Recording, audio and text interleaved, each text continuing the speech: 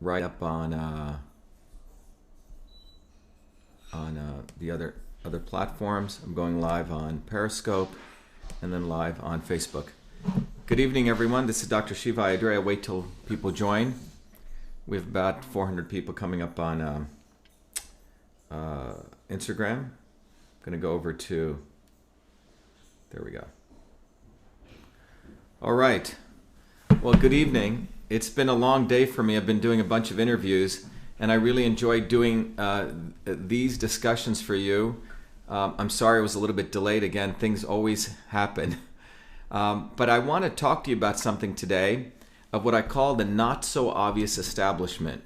And it's really about, I hope everyone on YouTube, let's see, is everyone okay on YouTube? You guys seeing everything coming in?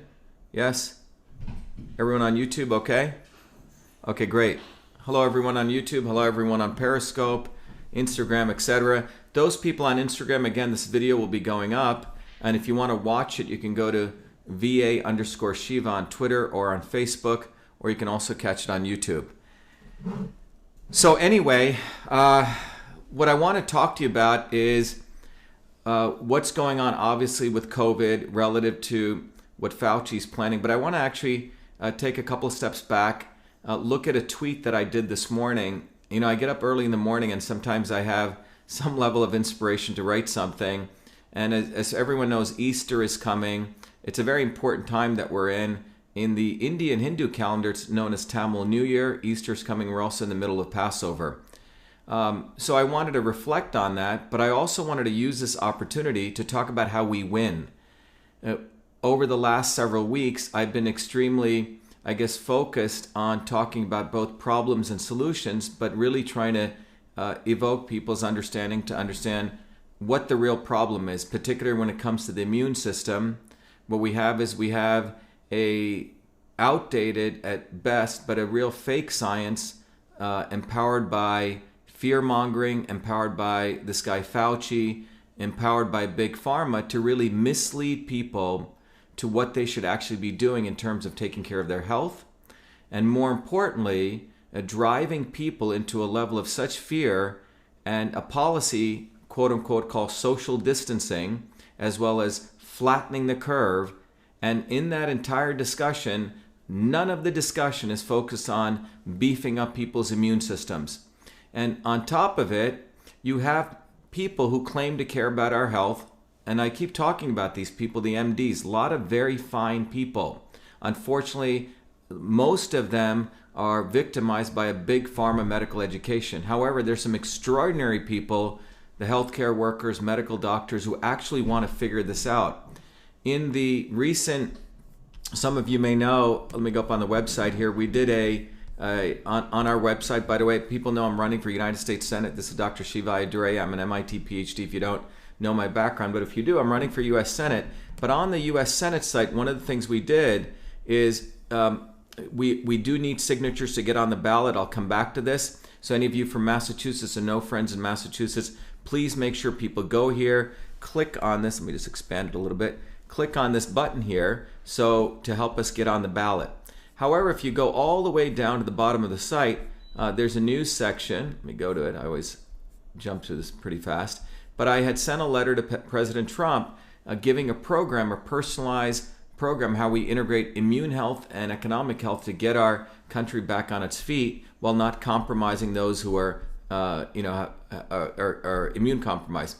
But I also put out a tweet and a webpage we built called Fire Fauci. And if you go here, the Fire Fauci petition has been up now for, I think, about 3 days. And we really have close to 45,000 signatures, of people all over the country and the world who've signed in. And you can see they're medical doctors here. The reason I wanted to bring this up is they're close to now, when I looked at the database, close to 900 MDs, professionally trained MDs, who believe in what we've all started, which by the way, the hashtag Fire Fauci, which we started trending on Twitter, are agreeing that this gentleman needs to be taken out. But let me be clear.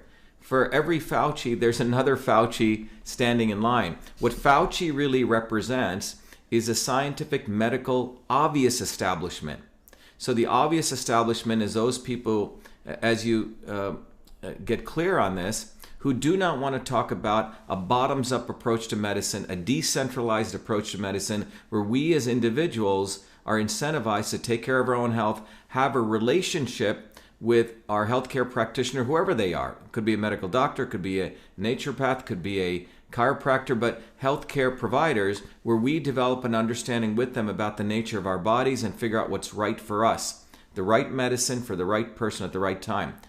The reality is a body is a very complex system, as I've shared. There's no way that a top-down model, a Chinese-type model, top-down, which is what Fauci wants, which is what Big Pharma wants, which is what the CDC wants, which is what the WHO wants, is ever going to work because of the complexity of the body. And what really matters when it comes to health and nutrition and well-being is to build a personal relationship with yourself to understand your body. Hopefully you can do it intuitively, or you can use tools. One of the tools which I've created, which I'm essentially giving away, as I've talked about last time and I'll come back to, call Your Body, Your System, is for you to understand your body as a system and figure out ways on what are the right inputs to keep your body at homeostasis, where your body is supported so the immune system of your body supports itself.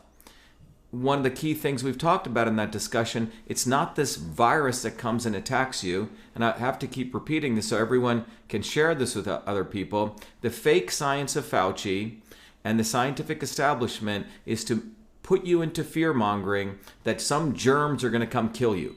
This is absolutely a false science. The truth is that we are ourselves living in germs within us. There's 380 trillion viruses. We have close to 60 trillion bacteria, about 6 trillion cells, and around us we're filled with viruses and microbes and pathogens and parasites. We're not all dying.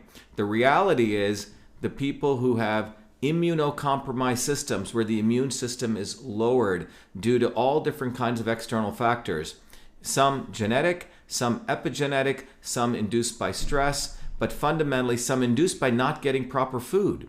Okay, either we deny it or others deny us proper food from dirty air, dirty water, dirty food, and that lowers our immune system, compromises the immune system. The immune system, instead of running on its, let's say, 6 or 10 cylinders, is running on one cylinder, and that cylinder, when a pathogen comes, by the way, they're coming all the time, overreacts.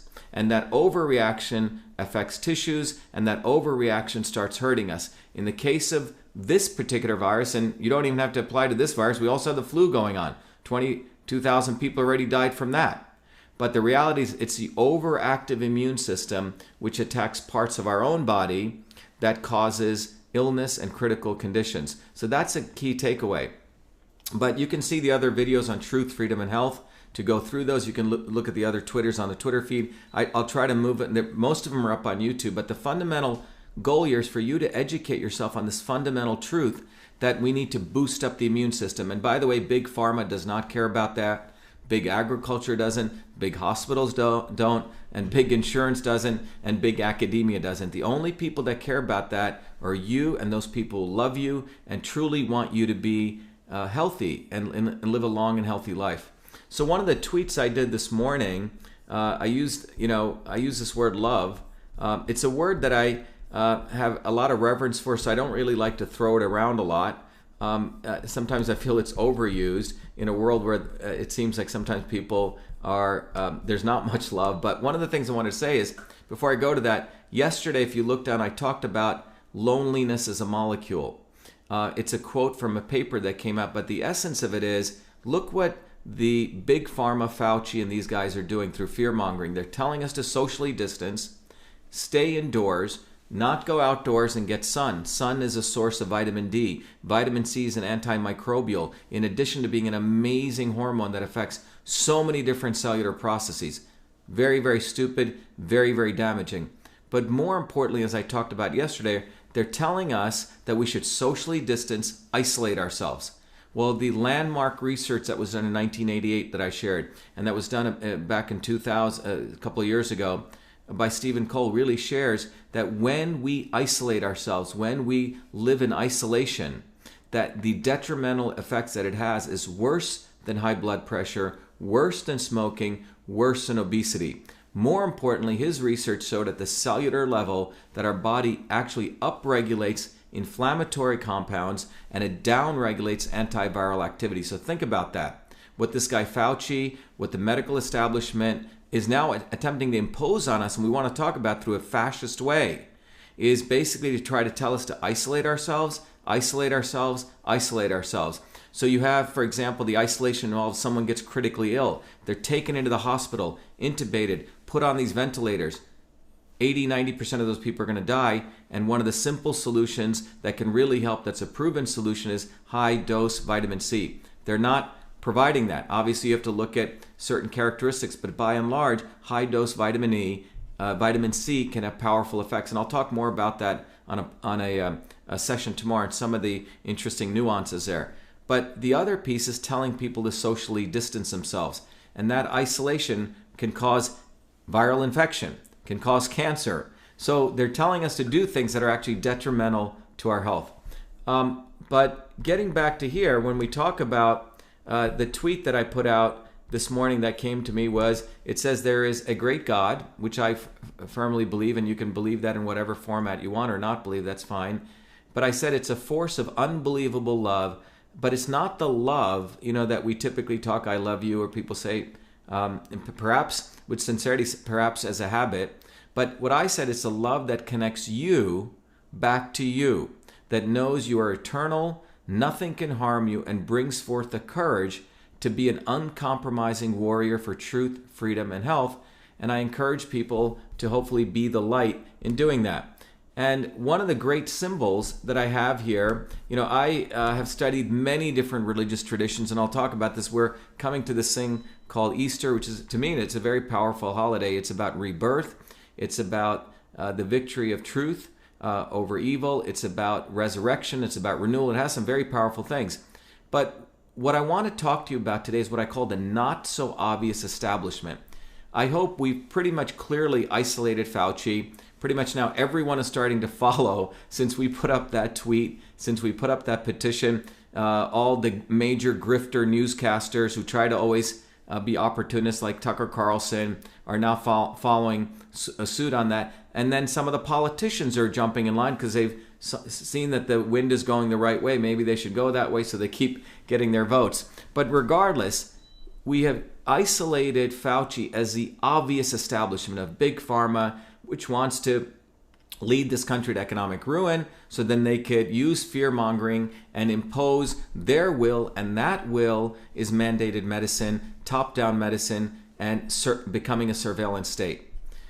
When you look back at history, you find out that this is not something that's a recent event. There has always been the struggle, and the struggle we're talking about is freedom versus slavery.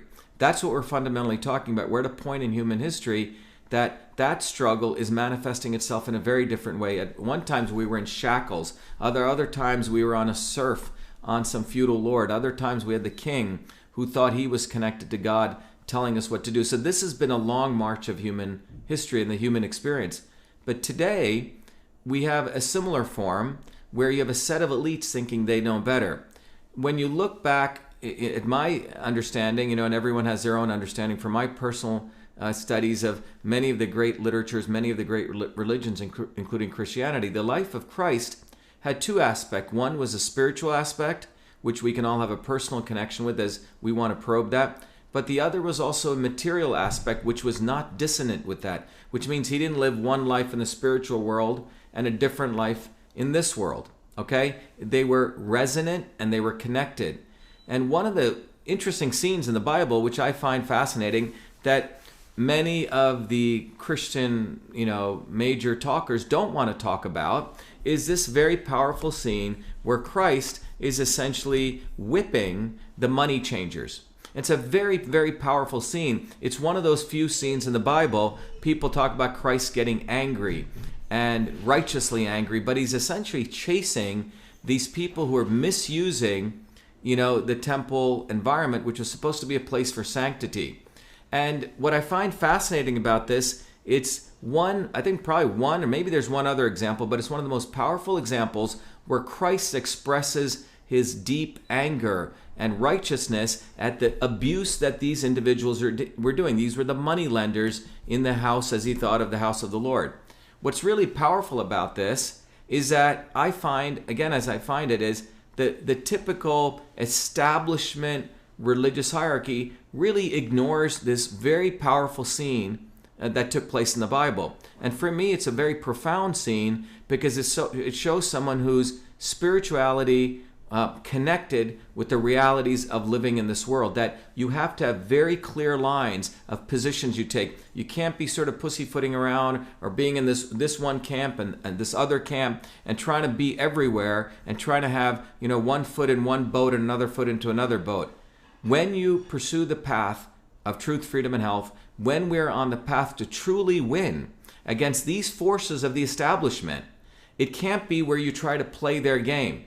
And that this symbol of Christ, or this event of Christ drawing that clear line, yes, he was a compassionate man. Yes, he had great love for people. But this too was an expression of that love. And that expression of the love was, you know what? You can't F with me. You can't violate the fundamental laws of very fundamental ideas of what the temple was, or what the church was, an environment for connecting with spirit. And here you are violating that.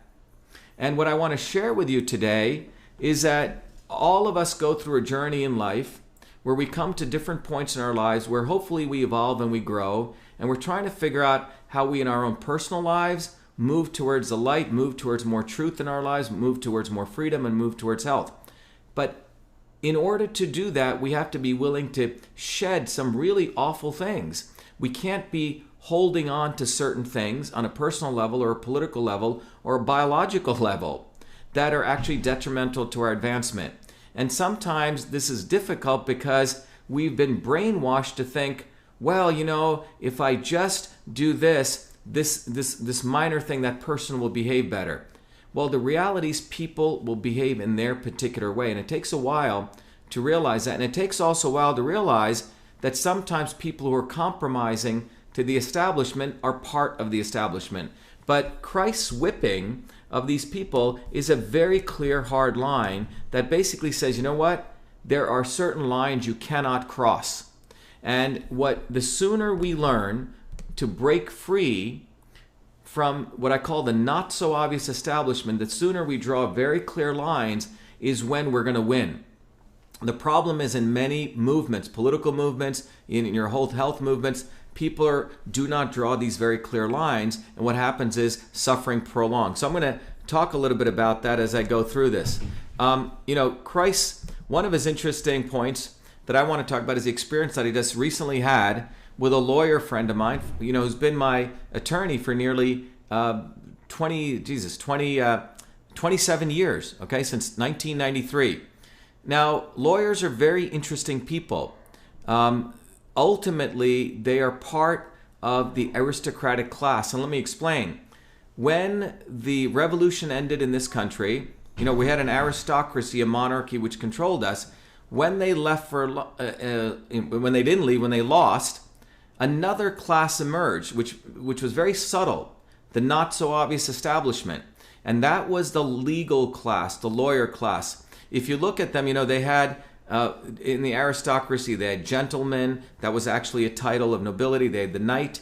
And then a new title developed called Esquire, E-S-Q. If you notice, if you look at a lawyer's name, it says John Doe, if he's a lawyer, comma, E-S-Q.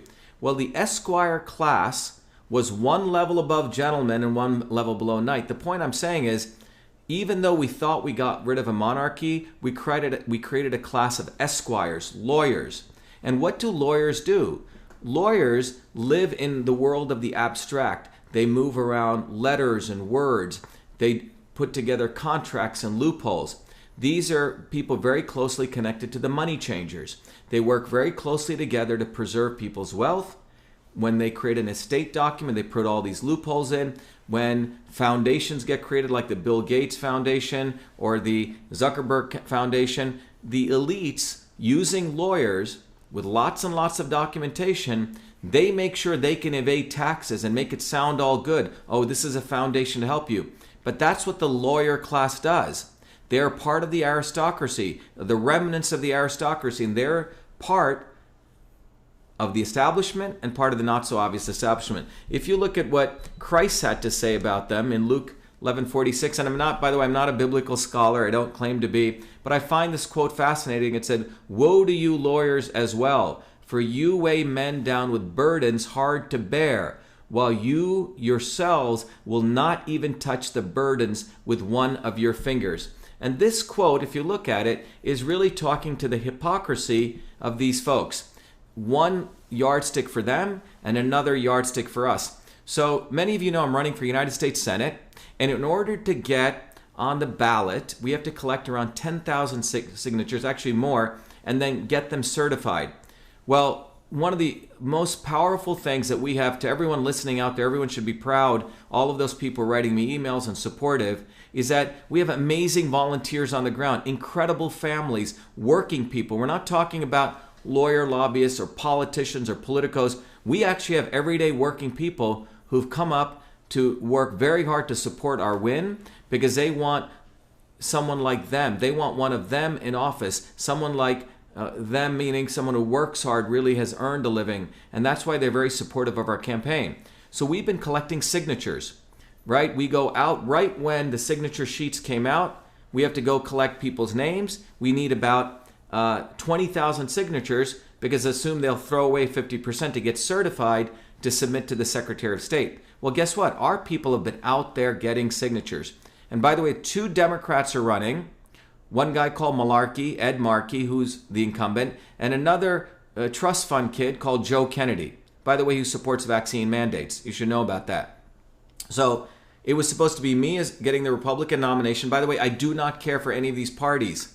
I'm running as a Republican. It was supposed to be me against Joe Kennedy, Markey. They knew Markey would lose, so they brought in Joe Kennedy to run against Markey. And they probably did their polls and they said, Jesus, Shiva's going to win even against Joe Kennedy. Why? Because he's a working class guy and he's running as a Republican, which is an interesting contradiction to the Democrats that claim that they're the working people, and you have an aristocrat like little trust fund boy Joe Kennedy who's got $51 million already in the bank when he's never worked a day in his life. So remember, the establishment is one, the Republican establishment and the Democratic establishment. Particularly in Massachusetts, they're one uniparty.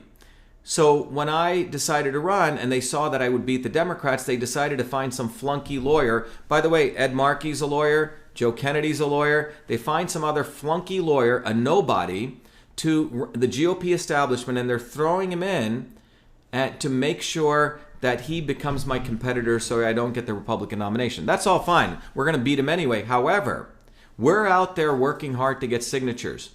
This flunky lawyer who has no ground force, no support, the Massachusetts GOP swamp establishment rigged it so they can use the mail to go get him signatures and likely supported him on the back end. We don't have exact proof, but it's pretty clear this guy, without any money, how did he get hundreds of thousands of dollars to go do this mailing? So anyway, as we saw this evolving, I went to my lawyers and I said, look, we should be filing in the Supreme Judicial Court here to ensure that, given that we can't collect enough signatures, because now they're stopping our amazing volunteers, they send police, and this is also, sometimes we get notices from the governor, who's quote-unquote a Republican. So we said we need to file in Supreme Judicial Court. This was on last Thursday. I brought my lawyers in that we should file. And I said, regardless of what happens, we should file by Tuesday, which was 2 days ago. 3 days ago. 2 days ago. So my lawyers agreed. We paid them. We got ready to pay them a lot of money under that agreement that they would file on Tuesday. Well, my lawyer of 23 years, or 27 years who I've known, he was a local attorney working with some DC attorneys. Well, Tuesday comes, they haven't filed. I said, why haven't you guys filed? They said, oh, well, we should wait until what the other side, which is what the Secretary of State says, which is a swamp in the Boston, in the Massachusetts, swamp hierarchy, which are the people who control the election commission. I go, what do you mean? File. They're not going to support us. File. So I had a screaming match with my lawyers, and they did not file. And the reason I told them to file is because the GOP establishment, their guy's not getting any signatures. So they're trying to position him as a hero who's going to fight the establishment, the not so obvious establishment, okay? So I told my lawyers, if you don't file, they're going to act as though they're going to fight to lower the signature count. Well, guess what? My stupid lawyers do not file, and this is what my lawyer said to me, why he wasn't going to file. He goes, Shiva, I don't want to hurt my reputation. Think about that. My own lawyer, who I've known for 27 years, did not want to go fight the establishment because him and his family have relationships with the swamp. Okay? So he didn't file, and he screwed us. He screwed our campaign because we should have taken the lead in filing. We're going to get our signatures anyway. But my point is, someone who's my quote-unquote friend, a lawyer who I'm paying, because he cares more about his reputation with the swamp. It's like a Judas did not support us. Well, for me, in my growth as someone, for many years I used to put up with a lot of nonsense. I'm sure many of you have. But the next day, I said, Tim, you are no longer my friend in any manner. It's over. And he tried to come back and say why he had to do this and all that, but it was bullshit. And same with the other lawyers we fired. They did not do our agreement. We're not paying them a penny. But the point is, the lawyer class, listen very carefully, the lawyer legal class thinks they're better than us. That's what it is. He is trying to tell me what is right when what he cared about was for his reputation. It was obviously very hurtful, but it was also very liberating. And we need to understand lawyers don't give a damn about you. Lawyers are remnants of the monarchy. And when Christ made this very powerful comment about lawyers, look what he says. Woe to you lawyers as well, for you weigh men down with burdens hard to bear, while you yourselves will not even touch the burdens with one of your fingers. They have a rule to themselves and a rule for us. And what I'm going to share with you is how screwed up the legal class is, how much they destroy this country. And they're the ones who, by the way, are the ones who create all these ridiculous laws. They're the ones who support Big Pharma. They create amazing paperwork for big insurance. By the way, the governor of Massachusetts, a quote-unquote Republican, was a former head of Harvard Pilgrim Healthcare. Okay? He's the one who's going around social distancing, whatever, flatten the curve, all this nonsense. Okay? The lawyer legal class does not give a damn about you. 70% of Congress is lawyers. And isn't it time we got rid of these people? Because they are remnants of the monarchy. They still think they're better.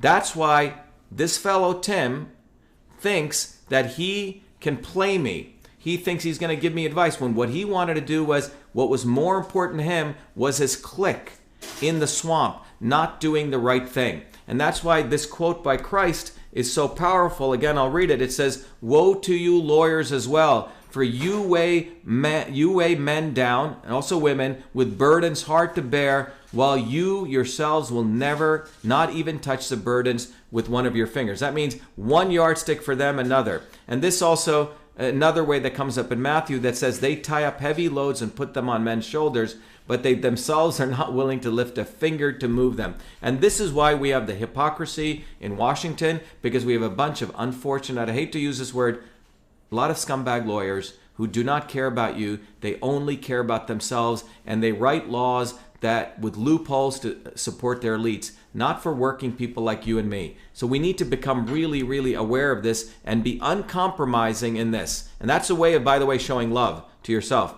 By the way, here's an interesting survey that they asked people who are going through divorce. Do you suspect that your attorney colluded with the other side's attorney? Yes or no? 85% of people, no lawyer, screw them. 85%. Which means that your attorney is colluding with the other attorney. Just like in this case, my attorney of 27 years, when it's coming to a real fight to put Shiva on the ballot to make sure our campaign is presented as the victors of the people leading a movement for truth, he sells us out. What did we do? We cut him off. I don't care if it's been 27, 30, 40 years. You have to take a swift sword. You have to sometimes take that whip and whip some people, okay? As Christ did in that market. It cannot be pussyfooting around when people screw around with ethics at a very fundamental level. So, I want to share with you this very powerful report. This is a report done by Adam Bonica that shows very interestingly how lawyers actually succeed. Why is it that lawyers keep getting involved in government? Why is it that they're able to raise money very, very quickly? And if you, anyone listening out there, if you're a nurse, you're a doctor, you're an engineer like myself, an entrepreneur, actually creates things, does things, if you're a working mother or secretary, and you want to get involved in government, why is it so hard? The reason it's hard is the system is rigged. And this very interesting study called Professional Networks, Early Fundraising and Electoral Success. And what this really talks about, this paper, really, and I'm going to walk you through some of the statistics, then we're going to go to the not so obvious establishment, then we're going to end with Fauci and what we need to do to win, is that, but I want to go to the problem here. This paper talks about how when you're a lawyer, you come with an entire fraternity. You're wired to win. Many years ago, I dated a woman who went to Harvard Law School. And it was fascinating. They had a school play at Harvard Law School where, it was a Christmas play. And I was there and I said, wow, this is interesting. I think they were doing some play. I said, where's the cameras? Are they recording? And she goes, no. No, they're not going to record. They're not going to record anything here. I go, how come? They go, well, many of these law students want to be politicians. They don't want any of this data, any of this kept on them. You see, that's getting back to Christ. Lawyers want us to be surveillance, but they themselves are planning their trajectory. They don't want themselves to be surveillance. They always want to keep their frankly very dirty lives very squeaky clean. Okay? They always protect themselves. What this graph here shows is that something that you probably know, let me go into a little closer look, that what this shows right here is that predicted probability of winning contested primary elections conditioned on normalized share of fundraising. So what you see is the more funds you raise, the more, so this is the amount of money you're raising or probability of winning, and this is the amount of money you have to raise. So what you see is there's a direct correlation. If you want to win, you're not going to win without raising a lot of money. Very simple. I'm sure everyone understands this. Let's get a little more interesting here. It turns out when you look at the big law schools, remember, if you go to law school, you have that fraternity. If you go to Harvard Law School, you go to Yale Law School.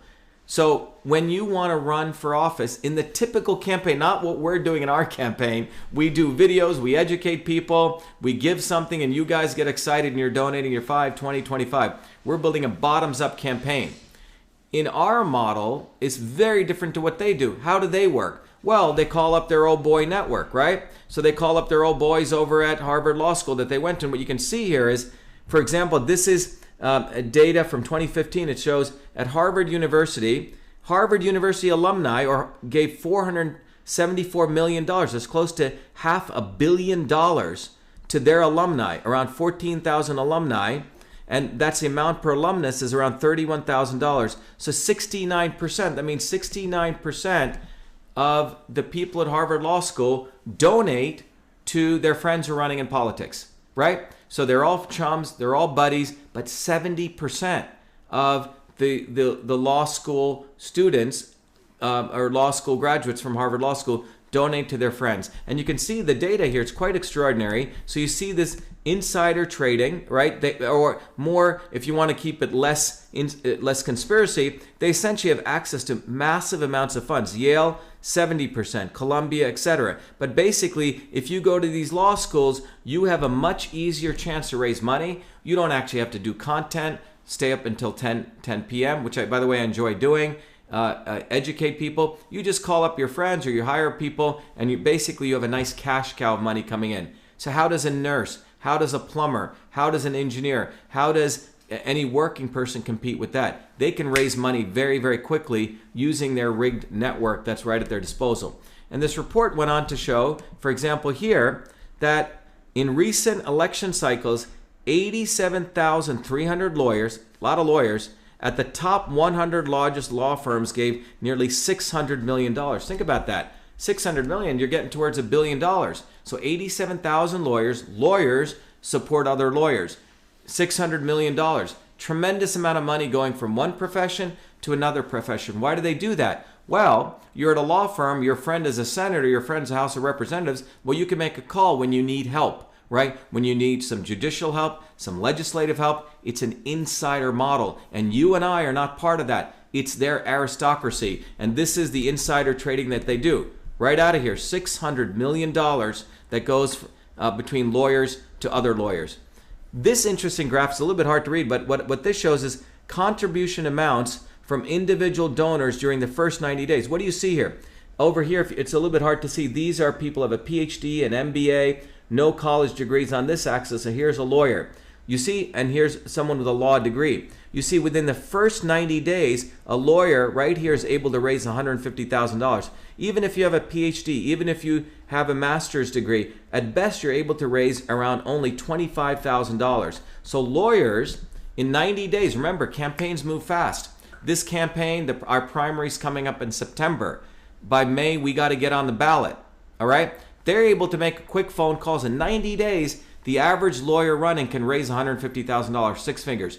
You or I running in 90 days, where at best we can raise maybe $15,000. So think about that. They have a huge advantage because they're wired in to an old boy network that's theirs that they can call. In this case, my opponent, who was able to just make a few calls, and he's able to get a lot of money with the GOP establishment to go send out nomination papers so he can get on the ballot. So that's something important to understand. But here's the actual data showing you this insider trading. Let me show you something even more compelling. This should probably get you hopefully really angry, is this. On this x-axis, you see percentage of national legislators with background in law. So with this axis, I'm going to show you on the x-axis, we're looking at what percentage of a country's legislatures, which means in this case the Senate and the Congress has lawyers. In the United States, around 60%. And then what percentage of an economy has 0.1% income holders, which means we're looking at economic inequality. And what you'll find here is something, again, pure data, pure science. You see that USA has a lot of people, high percentage of people who are actually in legislatures, and they have the highest percentage of income inequality. Next is Argentina, which we know their economy is an utter disaster, and ours, with this quantitative easing, is heading in that direction, and so on, okay? Czechoslovakia, and then Canada. But you see, we have the most percentage of lawyers and the highest percentage of income inequality. So let that just get into you. High percentage of lawyers correlates high with income inequality. Doesn't it make sense? They support insider trading. They make sure their 0.001% are taken care of. Not you and me, but their buddies. And this is the new aristocracy. So I want to emphasize that. We literally have an aristocracy. And that aristocracy, the kings may have left, but the lawyers protect their own. So the lawyers protect Bill Gates. The lawyers protect Mark Zuckerberg. The lawyers protect... And the Clintons are both lawyers, okay? I'm running against 3 lawyers here, 2 Republicans and 2 Democrats and 1 Republican. That's what we are. That's the situation. So that's what you, let me show you another data point here that's going to get you even more, hopefully, concerned. Is this data is looking at the percentage of lawyers, I'm sorry, this was 0.1%, 0.01%, okay, income inequality. And this again shows the same thing. This is 1%. Same character, 60% lawyers in our legislature, the highest income inequality. This gets even more interesting, okay? That one was income inequality, the 0.01% and the 1%. Now look at the countries where you have lots of lawyers and the incarceration rates, all right? And what you find here is we have the highest percentage of lawyers in governance, and look at this, the percentage of rates per 100,000 citizens who are incarcerated. In the United States, close to 800 out of 100,000 people, according to this, rates per 100,000 citizens incarcerated. And over here, we blow away every country, okay? China's here, Ukraine's here, but we're off the charts. So the insider trading of lawyers tries to put as many people in prison. They strike deals to keep particularly working people, and I'm not saying we should not, people should not pay for their crimes, but the level of incarceration based on the level of lawyers we have, percentage, is quite extraordinary. Let me move on here. So I hope that you're getting the point here, the insider trading that takes place. This is where I really want to hearken back to what Christ said, that they have a yardstick for themselves and a different yardstick for us. My friend Tim has his own yardstick, right? I'm sure he'll protect his reputation, but not fight for mine. It doesn't matter. It doesn't matter because he wants to preserve a swamp relationship. That was more important, and well, he lost my friendship over that. He lost my business forever. But lawyers are the ones who create, like Elizabeth Warren, like all these lawyers, they're the ones who create regulations to regulate us. We're going to watch everything you do. We want to get you vaccine mandates. You can't leave your house if you don't do this. If you don't have a vaccine card eventually, you can't go to the gym. You can't get your driver's license. Lawyers will be the ones drafting the laws to impose all this nonsense on us. Well, are lawyers regulated? Think about that. If your lawyer screws you, by the way, the lawyers are the only business that I know, unlike any other business, that when you go to a lawyer and say, can you help me? Well, give me $5,000 retainer. Well, what are you going to do for me? Am I going to win? No, I don't know. Your plumber can't do that. Your electrician can't do that. I surely can't do that if I'm running my software business or I'm inventing something. If my stuff doesn't work, I have to give my money back. I can get sued. Well, lawyers can't get sued, right? So they have an insider trade. And in fact, what you find from this interesting analysis, and I want to point this out, is that despite the legal industry's estimated annual revenue of $300 billion, which would rank it as a 20th largest state by economic output, behind Tennessee and ahead of Arizona, the industry remains entirely self-regulated. The ABA, the American Bar Association, which is a group that protects lawyers, their brotherhood, has fiercely defended the independence of the legal profession and has successfully lobbied against or simply exempted the legal industry from any legislation that it claims would infringe on the profession's right to self-regulation. So think about that. Lawyers write all these regulatory laws to impose their will on us. How is this any different than the king with the sheriff, if you remember Robin Hood, telling all the peasants what to do? They impose their laws, but when we say, what are the laws on you? Nothing. And this really needs to set in. Because why do we keep electing the aristocracy when they will never fight for us? All these legislators who are imposing vaccine mandates, we have a bunch of very stupid people who are part of the quote-unquote anti-vax movement, like lawyer Robert Kennedy, okay, who's been selling out the movement, telling people to legislate, where they didn't do anything. However, when I came into this movement, with all due respect, I said we need to build a bottoms-up movement. Screw the lawyers, screw the legislators. That's why we won in New Jersey, which they're trying to overturn. Then you have a lot of these walking talk show head guys, that claim they're going to fight for vaccine rights, building their little TV shows. Well, they also believe we should go negotiate with legislators. And let's talk about that, right? What I'm trying to say is the entire dialogue, even with people claim they're going to fight for you, many of them are lawyers. Many of them tell you to negotiate with lawyers, and that will never win. Never win. And you can see here why the ABA itself is not regulated. Just to review, what is our goal? Our goal is truth, freedom, and health.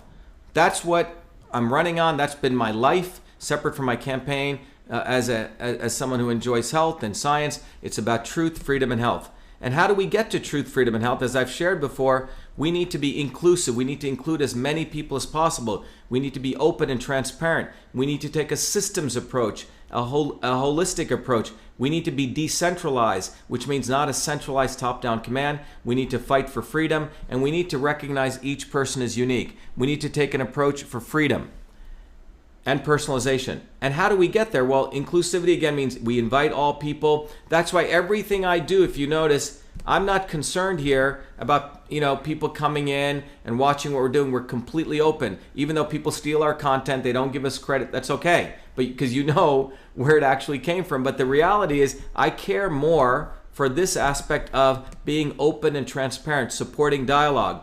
We want to take a systems approach, as we've done in understanding the immune system. We believe in decentralization, direct and everywhere. That's why if you look online, I put out content. People are taking this content and in a decentralized way all over the world, people are saying, wow, there's a guy that'll fight for us. We have now a real movement for truth, freedom, and health. It's all of you doing it in your own unique ways. It's decentralized. And the other aspect of this is freedom, not 1 inch to censorship, not 1 inch. And finally, personalized. Now, what do they want? The goals of the enemies, they want power, profit, and control. Don't forget this. Power, profit, and control.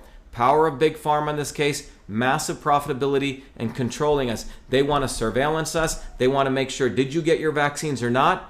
You're going to be impinged on even traveling. That's where all of this is headed. But it's all based on this dynamic of power, profit, and control. And how do they want to get there? They're going to be exclusive, aristocrats, they're lawyers, opaque, hiding everything, reductionists, only looking at one part. Centralized. Keep everything, cards close to their chest. They're going to censor us, and it's going to be depersonalized. That means they're not going to look at the fact, oh, wait a minute, these are critical care patients, and maybe they're of African American origin. I should deal with them a little bit differently than these other people. Hey, these are healthy people. Give them some vitamin D and A. Let them get back to work. Hey, these are immunocompromised people. Let's give them high dosage DNA as a plan I laid out to the president. They don't care about personalization. They want to treat us like a blob, social distance us, quarantine us, and then vaccinate us. That's what they want to do, right? It's a very different model. Again, to review, their approach, the inputs of our enemy are exclusivity, a few, the elite, the lawyer lobbyists, opacity, hidden and secretive, reductionism. They look at one part. So what I mean by one part is they don't want to talk about immune health. They want to talk about this microbe coming and attacking you, and vaccine is a solution. That's what I mean. It's a single point model. It's not looking at the whole. Centralization, big pharma, big media, big government. Censorship, which means you shut the hell up and you fall in line. And that's what I see dangerous about what's going on. First of all, they do reductionist fake science. They centralize authority with big pharma, big media, and big government, and they shove down our throat how we're supposed to be social distancing, flattening the curve, nothing about immune health, not one word. And depersonalized, treating us all as one big statistic, because when they treat us as a statistic, they can manipulate the statistic. We all know right now, no one really even knows what the numbers really are. We don't really know what the numerator is. We don't really know what the denominator is. Let me start this again. We don't really know what the numerator is. We don't really know what the denominator is that's going on, because they can manipulate statistics. And then finally, what we have is we need to recognize, some people say, fight fire with fire. Yes, but we're never going to win by using the methods of our enemy. We have to use principles, and those principles are very clear. What I'm talking about, inclusivity, and I'll go back to this if you want to review that. Our path to victory is this: inclusivity. We invite everyone to participate. We're transparent. We do system syncing. We're decentralized. We're into freedom and personalization. But important is that we also have our ethics. We don't violate these. There's a lot of people in these movements who go this way, including these so-called movements which can't claim they want to fight for people. So let me go over here. Oops. I wanted to share with the ethics here. This is what I'm talking about, the ethics here. So how do we win? What is the path to victory? And in this context, I want everyone to understand the not so obvious establishment. So we clearly know what the establishment is. We clearly know how they operate. We clearly know how we need to operate for truth, freedom, and health. And I want to review with you, if you go back to history and you really look at how we actually won. If you remember, I've talked about this curve. This is a curve showing what the number of infectious diseases were in the 1900s. Around 14 out of 100,000 people are dying. And you can see it went up. This is around the Spanish epidemic, and then it came precipitously down. So if you even look before the measles vaccine came in 1963, what do you see here? This is roughly about 0.1, or if you want to give a good day, half out of 100,000. So we had massive reduction in infectious diseases. In fact, 98% of the infectious diseases, 98% of measles was gone before the vaccine. So just think about that. So when some idiot like Bill Gates tells you that vaccines were the major cause of reducing infectious diseases, he's lying to you. Absolute lies. When you look at the curve here, what do you see here? This is flattening the curve. How do we flatten the curve here? We flatten the curve from here to here by something quite phenomenal that took place. During this period, we had amazing developments in infrastructure, nutrition. People started seeing the power of nutrition. We got rid of child labor. We started using vitamin A. We had sanitation. We had refrigeration. But one of the important things was nutrition, nutrition, nutrition. We eliminated people working their butts off and hurting themselves, working in factories that were just infested with all sorts of toxins. We started creating ways to protect our working people. Well, how did that happen? Did the bourgeois, did the elites give that to us? No. And this is what many of the people will not talk about. People will not talk about this. The not so obvious establishment who claims they want to fight for us will not talk about the fact that it was a labor movement of the late 1800s and the early 1900s what delivered us better health. I'm talking about people who fought, who went on the streets, and they said, no freaking way, we're not going to let you take away our rights. We're not going to let you force a vaccine card on us so you could impose your will on us. And that's where we're at right now. If you actually look at this, what do you see? How did we get there? And no one wants to talk about this, particularly the so-called Bobby Kennedys or the bug trees or these guys. They don't want to talk about this because they're part of the establishment. They don't want to unleash a revolutionary movement in this country. And this is what history shows. Look, 1834, first turmoil, the mill girls right here in Lowell, Massachusetts, to protect wage cuts. 1843, Lowell Female Labor Reform Association begins public petitioning for a 10-hour workday. 1871, after a dress shop is destroyed in the Great Chicago Fire, Mary Harris, Mother Jones, begins working as a labor organizer. 1903, Women's Trade Union. 1909, uprising of 20,000 female shirtwaist makers, and so on. In 1911, Triangle Shirtwaist Factory fire in the New York Hills kills nearly 150 workers. What you're talking about is massive movement of workers. And I gave you the example of women workers. So many working mothers and working fathers, but families have come to support our movement for U.S. Senate bottoms up because they want truth, freedom, and health. And they know the policies that I'm talking about are we need to bring infrastructure. We have dirty air, dirty water, dirty food. And if you look back at this graph here, it was these militant labor movements that gave rise to what we saw here, this reduction in infectious disease. So it was the American militant working class, and I use that word militant to say it was just like Jesus taking that whip with great love that really brought down infectious diseases. The plumbers and the sanitation workers that were part of that infrastructure is what lowered it. Not the medical doctor, not the pharmacist. It was the power of the American working class that caused it. And since that time in 1950-60, those in power hate the organization of American working people. They try to brand them as communists. By the way, May Day is coming up. I think we're about a couple of weeks away. Do you know where May Day started? May Day started in the United States when in the 1800s, 3 workers were shot in the Haymarket riots for fighting for basic rights for you and I that we have today. That's where actual change takes place, not through legislatures, but when we start organizing. And if you look at before the coronavirus came, what was happening?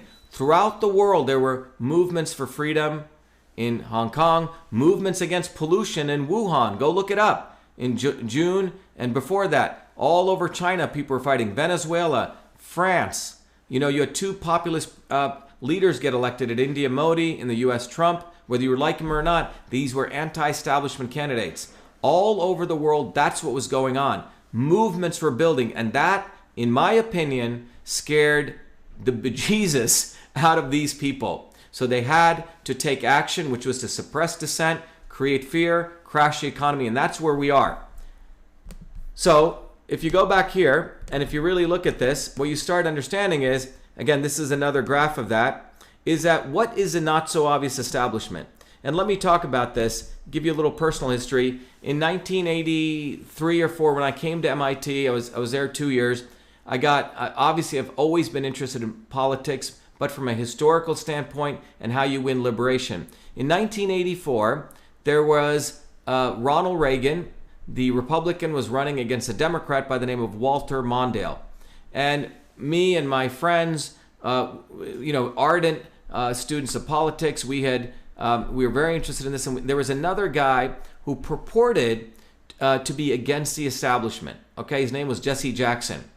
So you had the establishment candidates, and you had this guy who's saying he was against the establishment. And Jesse Jackson ran this diversity campaign, the Rainbow Coalition. And we were like, wow, this guy could be against the establishment. I obviously was more of a rebel and wanted disruption to change the world. And what does Jesse Jackson do? He takes all of these people, talks all the rhetoric of change, and then at the last minute on the floor of the Democratic Convention, he gives all of his votes to Walter Mondale, the Democrat, saying, oh, we have to choose the lesser of 2 evils. You may have heard this. Instead of building an independent movement, he sells out the entire movement to Walter Mondale on this thesis that we must settle, we must lower our standards. And this has been the march of history, where we put faith in these anti-establishment candidates when we actually find out that they're part of the establishment. And since then, I realized I would never vote in electoral politics. And that was my journey, because I realized there's an interesting phenomenon called the not so obvious establishment. They speak the rhetoric, but if you actually look at their actions and how they actually make money, Jesse Jackson, if I had at that time investigated more, his entire money making was essentially being a quote unquote organizer. He had no job, no skills, nothing. So what I want to share with you, and this is probably going to be an extremely important lesson that I want to share with you, so we do not commit the same mistakes, so we can figure out who is actually going to screw us. And this is how it goes. Here's the lesson. Here's sort of the physics of this. You have the establishment, what I call the obvious establishment, okay? And by the way, in 2016, there's a guy called Bernie Sanders who was running, and a number of people called me up and they said, hey, you should vote for Bernie. He's going against the establishment. I said, look, Bernie Sanders will do exactly what Jesse Jackson did. And I said he will give all of his votes when he loses to Hillary Clinton. And all of the Bernie supporters were like, no, Bernie will never do that. You know, he's fighting against the establishment. I said, no. I said he's part of the problem. He speaks a good game. Look at his life. He's been in the legislature. He's done nothing to really help everyday working people. So in that election, what happens? You have the obvious establishment, Hillary Clinton, of the Clinton Global Initiative, pro-vaccine. By the way, the Clinton Global Initiative got nearly $350 million R&D dollars funneled through them for the HPV Gardasil vaccine. So there was Hillary Clinton. And by the way, the obvious establishment, if you look back, also included the Bushes, the Clintons, and Obama. And here's Obama and another part of the establishment, Romney, shaking hands. But fundamentally, Clinton in the 2016 election was the establishment. In opposition to the establishment, I didn't take you here. Let me go back here again. Just the slides I was sharing here was this. Here's the establishment. There's Hillary. There's the little trio of the obvious establishment, the Bush, the Clintons, and the Obamas, Romney and Obama. But fundamentally, what you find in history is that in opposition to the obvious establishment comes the agents of change. The true agents of change, like people like us, bottoms up, who are here until whatever 10 p.m. doing these videos with our whatever lighting we can have without Botox, whatever we can do here to get across truth. We're bottoms up people. People come up to want to help our campaign, bottoms up. Change agents. Well, in opposition to the change agents, and let's look at what those change agents are, by the way, just to give you a flavor. People of all different colors, you know, Tea Party, you know, people on the right, people on the left, the Green Party, people who want to stop Monsanto, people who want to get rid of GMOs. But I'm saying it's a variety of people, but one of the key things is the people who are of change agents work decentrally, bottoms up. They're not looking at top-down governance. They're willing to go argue, have freedom, get people involved in discourse. This is one of the important things of the true change agents. So in opposition to the change agents, who do you have? You have something interesting that appears, the not-so-obvious establishment. And so I want you to listen very carefully here. The not-so-obvious establishment are the people who sell out our movements. They say one thing, like the lawyer class. They have one yardstick for themselves, another yardstick for you and I, and at the last minute, they always betray us. So what I'm talking about here is, in the 2016 election, who was a not-so-obvious establishment? I hate to break the bubble to a lot of you guys. It was Bernie Sanders. Bernie Sanders was a not-so-obvious establishment in that case. Bernie Sanders talked a good game, the working class, you know, Medicare for all this stuff. But what happens? He goes, I represent the people and not Wall Street. But then he said, vote for Hillary. So just think about that. And everyone will say, well, Bernie had to do that. No, he didn't have to do that. If he had any principles for truth, freedom, and health, like as we talked about, he would not have supported her. It doesn't matter whether he's, you know, he had to do this to fight against Trump. No, you pursue your own path with uncompromising fervor. In fact, he said, if you can't beat him, you know, join him. And in fact, this was something Trump put out, would actually make sense, which says Bernie Sanders endorsing crooked Hillary is like Occupy Wall Street endorsing Goldman Sachs. It pretty much said it all. And I want people to think about this. When we have so-called leaders who say that they're fighting for you against the establishment, why are we willing Why are we willing to be compromising to their illicit behavior? ILLICIT. And in the vaccine movement, one of the interesting things that happened, let me restart up our folks on, I got to start up our folks here. So one of the interesting things that Instagram people, sorry about that, 1 hour's over, but one of the interesting things in the vaccine movement for medical freedom, you've had people like this guy, Bobby Kennedy, talks a good game, but at the end of the day, he endorsed Hillary Clinton 3 times, not once, not twice, 3 times. She is pro-vaccine,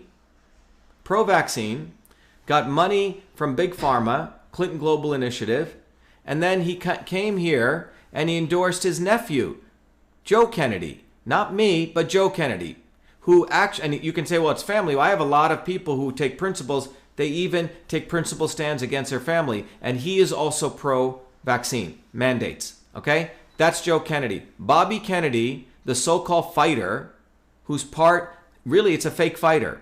And so people need to start recognizing that we're not going to win anything if we keep making excuses. And when I started exposing Bobby Kennedy and people like Dull Bugtree, who's a complete fraud, this guy actually goes out there, says, he has his little show, that's all, his show. And this guy, what he did was he said, the reason I call him that is because when the vaccine movement is taking place in New Jersey, or the medical freedom movement, he said, let's negotiate with the legislators, as though the legislators are going to do anything, a bunch of lawyer lobbyists. And that's what you need to understand.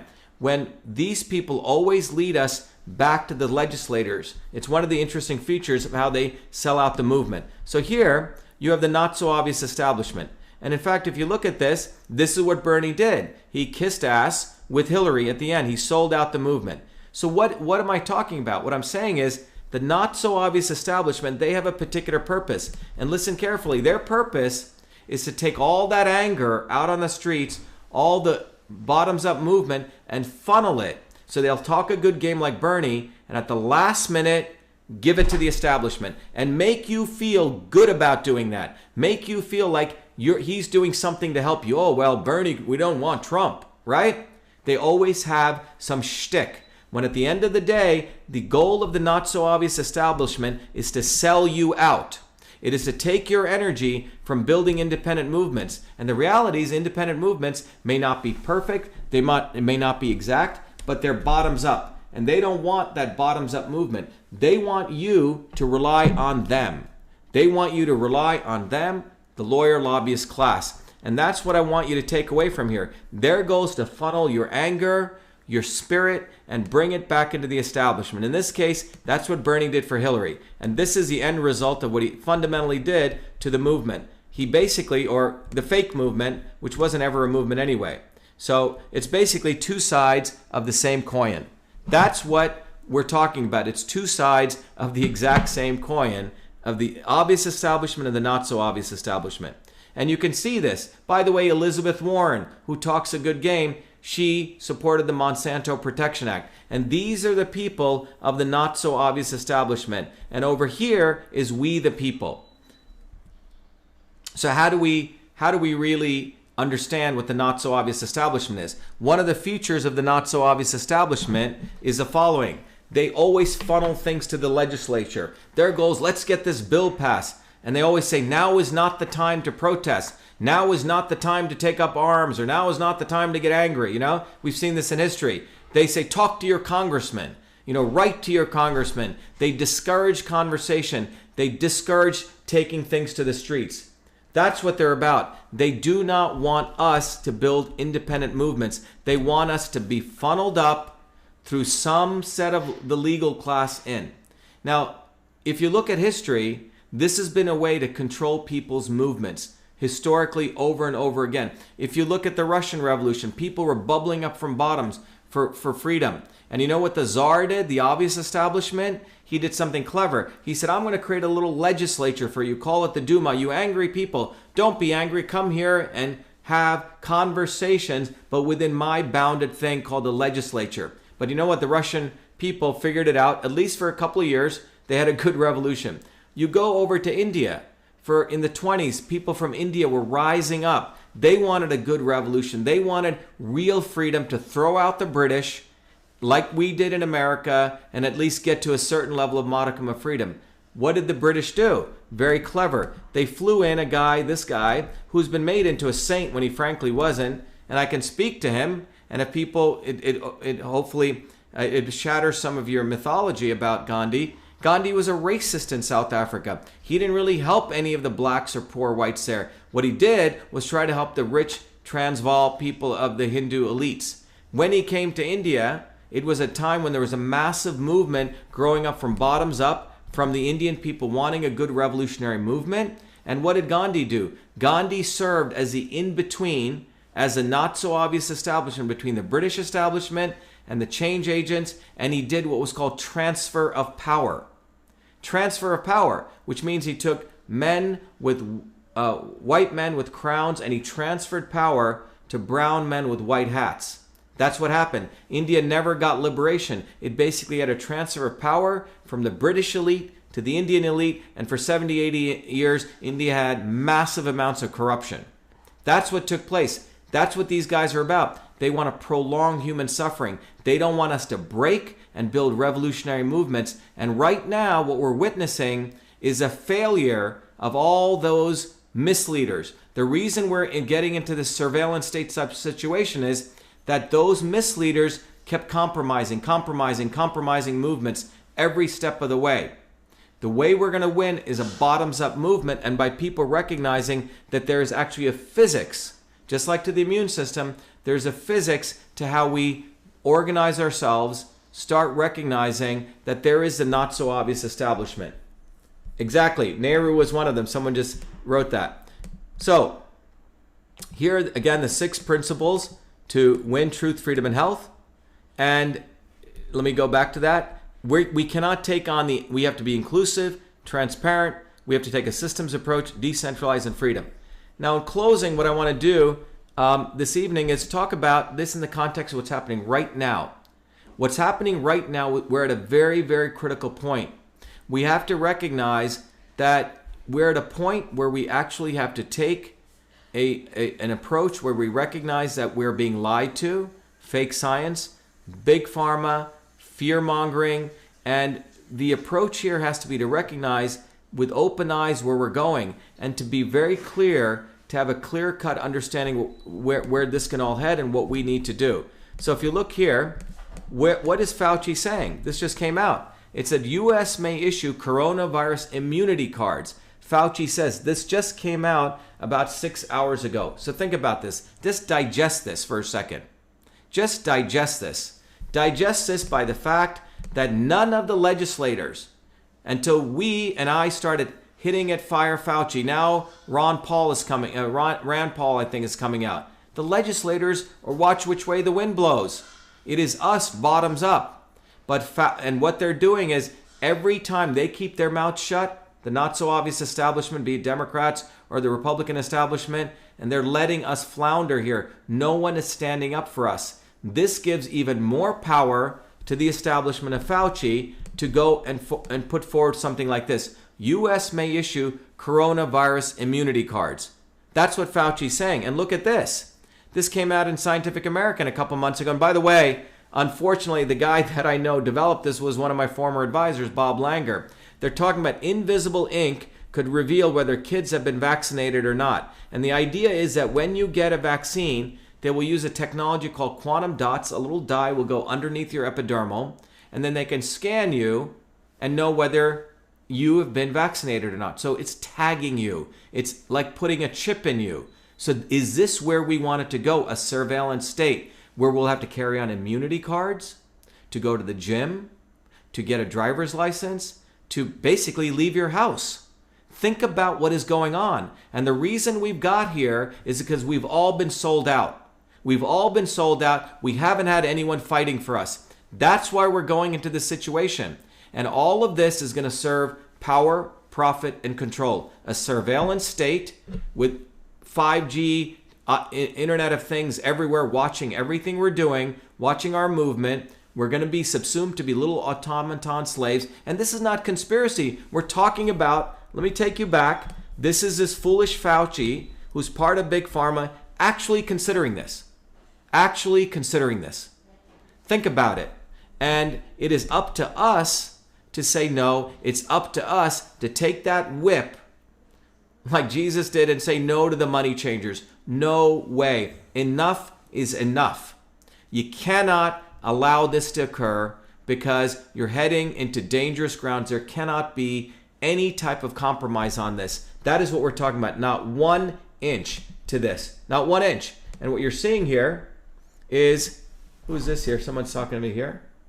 What we're seeing here is immunity cards. And we have technologies. The technology's already there to start controlling us. So what I want to end with is, I started with Christ, I'll end with Christ. Okay? If you remember, how did Judas expose Christ? He came to him and he kissed him. And that was a signal for the Romans in the Garden of Gethsemane to take away Christ. It was done with a kiss. Okay? It was sold with a kiss. It wasn't like he pointed him out. He kissed him and he sold him out. And that's what's taking place right now. The legislators, the lawyers, the lobbyists are selling us all out with a kiss by saying they care about us, social distancing, that they care about our public health. They don't give a damn about our public health. Because if they did, we'd have clean air, clean water, clean food. We have dirty air, dirty water, dirty food. We have the highest infant mortality rates in the Western world in the United States, the lowest longevity rates. 54% of our kids have autoimmune disorders. 1 out of our kids have mental disorders. That's where we're at. We're all being sold out. And not by the establishment, by the not so obvious establishment, by those people who run their little foundations, claiming they want to help us, by the Kennedys. Okay, as though the Kennedys are the only ones who can save us. By these people who do these little TV shows, nicely Botox, nicely well lit, all these guys. You know who I'm talking about. That's who has sold us out, because they never want us to build independent, vociferous, revolutionary movements from bottoms up. They want us to beg to legislators for crumbs. And when you look at this anti-vaccine or the medical freedom movement, that's what's happened to us. In 1962, John Kennedy created the Vaccination Act based on fake science, outdated science. 1986, we have a lot of vaccine-injured people. They created the vaccine courts by his brother, Ted Kennedy, and Waxman, etc., to protect the pharmaceutical companies. Then they threw some crumbs to us along the way. Okay, you can get medical exemptions, religious exemptions. And then Bobby Kennedy comes in, another Kennedy, as though he's the only one who can be a fighter, telling us, okay, we're going to protect you, we're going to negotiate with the legislators. Well, the reality is he didn't do jack until a guy like me came in, bottoms up, who's not a Kennedy, who said, we need to fight bottoms up. That's why we won in New Jersey. And that's how we're going to win. Because I'll tell you this, as the story of Christ tells us, we're all going to be sold out by Judases with a kiss. That's how we're going to be sold out. Not with a slap, but with a kiss. And this is what the not so obvious establishment is about. They will screw us and they will make you feel good as they're screwing us. And that's what we need to stop. So remember, the path to freedom is going to come from breaking free, not only of the establishment, but the not so obvious establishment. That is the physics of change. The change is going to come when we open our eyes. If you look at history, I'll give you this one example. There was an anti-war movement in this country against the Vietnam War. And there were a lot of these very stupid, people talking all sorts of stuff, counterculture people. Oh, only the Republicans are for war, Barry Goldwater. The Democrats are anti-war. Well, that wasn't true. They kept escalating the war, the bombing of Cambodia. Well, in 1968, Lyndon Johnson, a Democrat, had machine guns on the stage of the Democratic Convention. And he was beating the shit out of people outside of the Democratic Convention. That's when, after people got their heads busted in, they said, wow, maybe the Democrats, the not so obvious establishment, are also anti-war. And when they figured that out and they broke with the establishment and the not so obvious establishment, literally within 24 months the war ended. And that's what we need to do. We need to recognize that the MDs aren't going to help you. Okay? The legislators aren't going to help you. The lawyers aren't going to help you. Who's going to help us is people like myself, people like you, and that's why we need to win this U.S. Senate seat. It's not about winning a Senate seat. It's about winning a movement for truth, freedom, and health. So what I wanted to share with you is look at what's going on here. People are coming out in droves. We nearly have 45,000 people who've signed this petition in 48 hours. That's what's happened. And nearly, 1,000 doctors. And what I need everyone to do is I need to get on the ballot. We need to get on the ballot. And if people go here to shivaforsenate.com, everyone write this down. If you scroll down, in order for us to get on the ballot, given all the fascism that's taking place, where my volunteers can't even go out and collect signatures without the governor of this state, on behalf of the other Republican candidates, shutting me down, we've decided, we've created, by the way, I write code, I have some amazing IT people. We've done it so we will mail you, literally to your doorstep, if you're in Massachusetts, a ballot. A nomination paper. All you have to do is one click right here, put your first name, your last name, your email, your phone, your address, and your city, your zip, and submit it. And our amazing volunteers will ship you out. Michelle, can you get one of those nomination papers? We'll ship you out a nomination paper. And with that nomination paper, people sign and submit it. So everyone listening, call up your friends tonight in Massachusetts. Every one of them. Tell them we need to get Dr. Shiva Ayyadurai on the ballot. And these are one of the ballots that they'll get, if you can see this here. And when they get it, they simply sign it. We give them envelopes so they don't have to buy the stamps. And they can send it. And that's how we win. This is how we're going to win, through people power. Bottoms up. So everyone do that. In addition, everyone knows that I am committed, deeply committed to education, deeply committed to sharing as much as that I have. And many of you know that if you go to Shiva for Senate and you click on this button called donate, we want you to donate to support our campaign. But I just don't want to give you something for nothing. If you go here, we have this thing, by the way, I announced it yesterday. If people donate $25 or more, they get this book, System and Revolution. In addition, they get access to this very powerful tool called Your Body, Your System, which teaches you how your body is a system. You can figure out your particular body's system state. That red dot, and you'll understand the physics once you study the book, is transport, conversion, and storage, the forces within you. That is you. This red dot will be different for each person. Then you take a different set of assessment questions. It figures out how you've deviated from you, the imbalance. Yes, and here, Michelle, can you plug this in before I run out? Sure. And then keep this whole going. 1 second, everyone. Michelle's going to hold this up because I'm going to give it to her. Michelle, can you just hold it from here? Sure. I think you should do it from over here. Okay. Because I'm about to run out of here. Hold on, everyone. Yeah, you can right over here. You just put this over here. Yeah, you can bring it closer here. Thanks. Yeah. So one of the things that I want to share with everyone is that if you go to this site, you can really learn the physics of how your body is a system, and then you can figure out what are the right inputs for your body, the right foods, the supplements, but it's not really a medical recommendation. You can use it, but we get in trouble for doing that. But this is more to teach you how your body is a system. So when you donate, what we had it before was you had to donate 25 or more. But given that, we're in such hard economic times, even if you donate $5, you get it, okay? $10, you get it, whatever you can donate. And those of you listening from overseas, by the way, donations for a federal campaign can only come from U.S. citizens, and not U.S. citizens, but registered voters in Massachusetts and U.S. citizens. U.S. Okay. citizens. However, if you're overseas and you're listening, and or if you're even in here and you're so destitute that you can't afford it, just write me a note, vashiva@vashiva.com, VA-Shiva, or send a note through our contact. Let us know your situation. We'll figure it out for you. This is not about making money. We do need to support our campaign to win, but our goal really is to educate you. My great-grandfather, as I mentioned earlier, was an indentured servant. He basically grew up like an indigenous slave. He went to Burma, made some money, then came back to World War II. He's a very frugal man. But one of the things he said was that if anyone ever needs education, he would, sell his own shirt on his back to support people.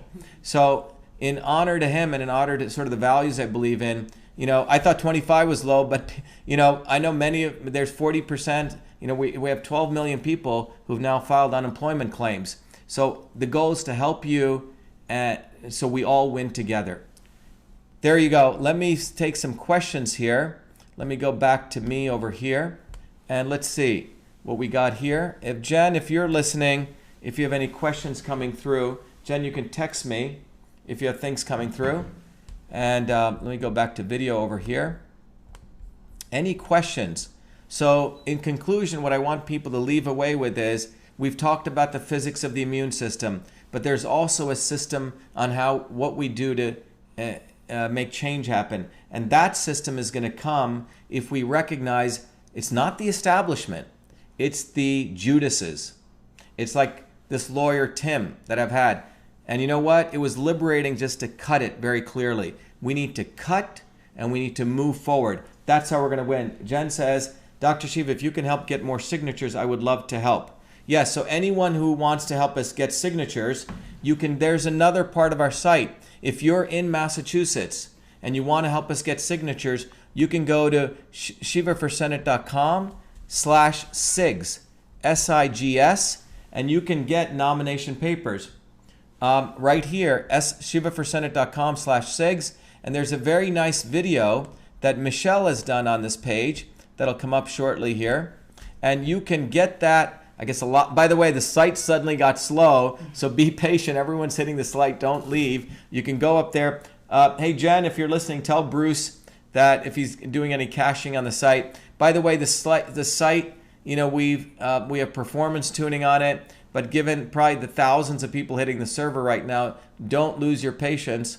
Go back and do it. But if you go to shivaforsenate/SIGS, it just took about 30 seconds to come up. There's a wonderful page here where you can get the equipment you need from us if you're in Massachusetts to collect signatures. Those of you who are outside of Massachusetts, simply tell people, your friends, anyone out there, simply tell people, if you are outside tell people to go to Shiva for Senate, scroll down, and there's a button there. Tell all your friends and send them that link, shivaforsenate.com/ I think it's Get Dr. Shiva on the Ballot, and send that to all your friends in Massachusetts, and we will ship them, out all the stuff that they could sign and send it in. We must get on the ballot. We need about 7,000 signatures. This is a marathon that we're running, or not a marathon, a sprint. We have about 10 days. We must get on the ballot. We get on the ballot, we win. It's a devastating hit for the establishment, us getting on the ballot. This victory in Massachusetts will be one of the most profound victories for all of us. Think about this. Someone like you who came from nothing, a working class kid in New Jersey, earned all of his stuff, worked his butt off, winning for you, and having someone like me making sure that we get the medical freedom that we deserve. Who else is going to fight for us in there? It's not going to be them. It's going to be one of us. So we have to win. This is about truth, freedom, and health versus power, profit, and control. It's about whether we go into the golden age or whether we go into the dark ages. So it's really about us winning. Anything else? Satya, are you aware of any natural deaths that are also attributed to vivid? I don't know if people are talking here. I'm not sure what they're really saying. Anyway, I'm seeing what's going on here. When will you have your next live? Yeah, my next live, my goal is, based on the feedback we got, 5:30 is what people are saying is a good day to do lives, or time. I'll be doing 5:30 lives. I do other interviews during the day. Some of those we'll also be putting out. Any other questions? Natural immunity. I live in Australia. Can I donate? Yes, if you live outside of Massachusetts and you want to support what we're doing on the educational side, you can go to Your Body, Your System right here. Let me go back to this. So if you can't support the campaign, you can go to Your Body, Your System, and you can go right here. Let me transition over here. You can go right here and you can go to Get Started Now, right over here onto Your Body, Your System. And you can also get the same things. You get the book, you get all the tools, and it's outside of the United States around $25 bucks to do it. By the way, if any of you are having financial difficulties, I know this economic thing is not only hitting the United States, everywhere. Please write to us, let us know, and we'll accommodate you. Whatever you need to get this knowledge is what it's about. If you can donate money, great. If whatever you can donate, let us know. We have to win. We have expenses here, but we understand your economic hardship. This is we're very empathetic here. We must win. So you can go to Your Body, Your System directly. For those not in the United States, literally directly go to Your Body, Your System. For both those in the United States, go to Shiva for Senate. Let me see here. Share all his videos on every platform. Definitely.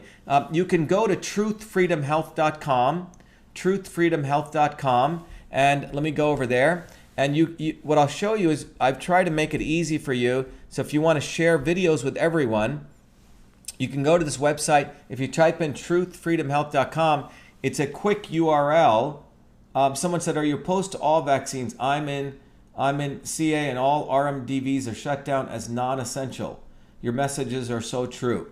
So if you go to truthfreedomhealth.com, again, to those of you listening, our site is getting slow because I'm sure it's getting hammered, which is a good thing. It's a good problem to have. Just be patient. I think it takes about a minute for that page to come up. But if you go to truthfreedomhealth.com, we literally have all the videos that you can see. It's an educational area that can quickly go see to understand what I'm talking about. So enjoy that. Use truthfreedomhealth.com as a resource to educate yourself, your family, and others. It's time that we win. You know, we're already winning, by the way. The fact that all of you guys are on, the fact that these videos are going explosive, everyone should be really happy. You know, it's important to also recognize a victory. And the victory is, you know, these videos are going everywhere, be it Africa, India, Asia, Finland, Poland. I mean, they're literally going everywhere. We've unleashed a worldwide movement for truth, freedom, and health. And all of you who are supporting it in whatever way you can, by volunteering, by supporting our campaign, by getting onto YBYS, you're all part of that movement. It's very exciting. We finally have something that's bringing us together to fight against a common enemy. Fauci, Big Pharma, the Gates Foundation, the Zuckerbergs, all these elitists who all think they know better than you and I. Truth, freedom, health. Exactly. Love your message. Also thoughts on David Icke interview. My assistant is, I think, working on that. Thank you for educating people. I wouldn't trust the tests. They were released in the UK.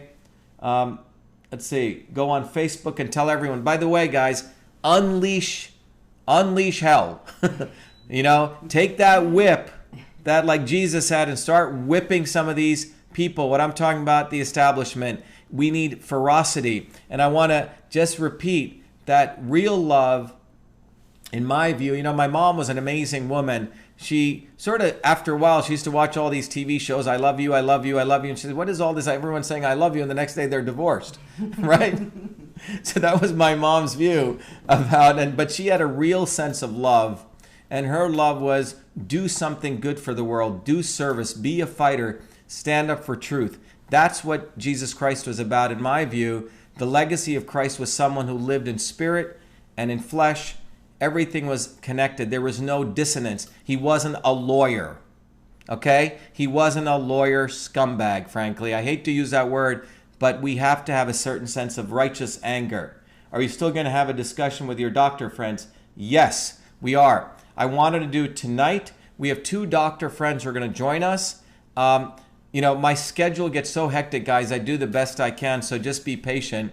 Our 2 doctor friends are going to join us, Dr. Gonzalez and Dr. Mitchell. One is an MD, PhD, an ER doctor, and the other works on vitamin C. I will try to put that together. What is tonight? Tomorrow. We'll make that our talk for tomorrow. I'll do my talk at 5:30 and we'll go right to them. But thank you for reminding me. Anything else? Happy Good Friday. Oh, today's Good Friday. Happy Good Friday. It's a very, very beautiful day. Good Friday. What else? Can you please do a talk on 5G? Yes. In about 2 weeks, I'll be doing a talk on 5G. I'm getting some amazing information. We're putting some stuff through our engine cytosolve. We'll be talking about that. But one of the most important things on 5G that we must understand is that I pray for you during my meditation. Thank you. One of the things we need to understand is the health effects is one piece, which I'm exploring, but more importantly, 5G is to create a surveillance state. China's done it. They have 200 million cameras. They have cameras with AI that watch your lips, that can read, that can figure out what you're saying. So remember that. Do we want to be inhuman automatons to serve elite, or do we want to be free people? I'm thinking about May Day is coming up, which is International Workers' Day. Should we all go out and enjoy? Maybe we should think about when they say, okay, you can come work, maybe we don't go to work. Maybe we don't go to work. Maybe we do what they do not want us to do. Let's think about that, okay?